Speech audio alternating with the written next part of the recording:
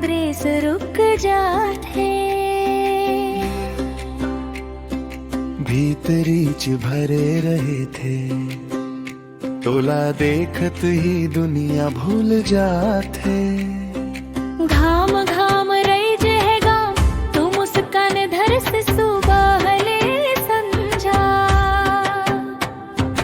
कान में धीमे कही थसका बरेती देख स्मोला कही लजा थस तै।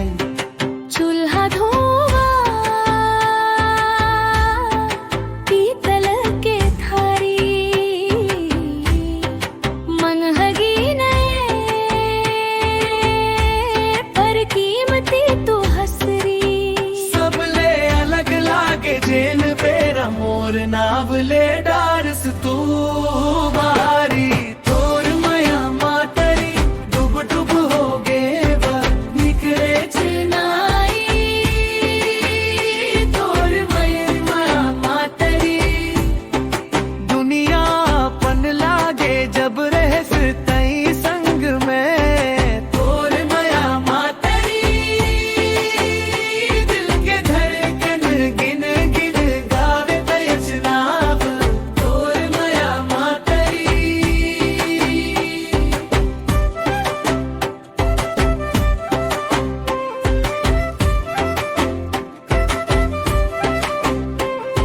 सुकवा भी हनिया खेत के बेड़वन नंगो पाँव दौड़त आठ सुमोरा संग माटी हंसे पंछी गाथे।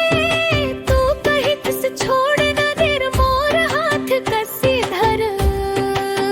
हाट बाजार के भीड़ मन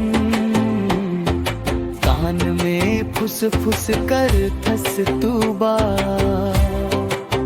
साग भाजी लेबो तई संग सगरा बस ऐच सपना है मोर हररा।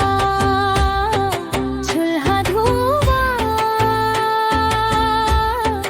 पीतल के थारी मम हगी नए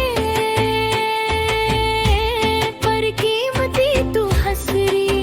सबले अलग लागे जेल बेरा मोर नावले डारस तू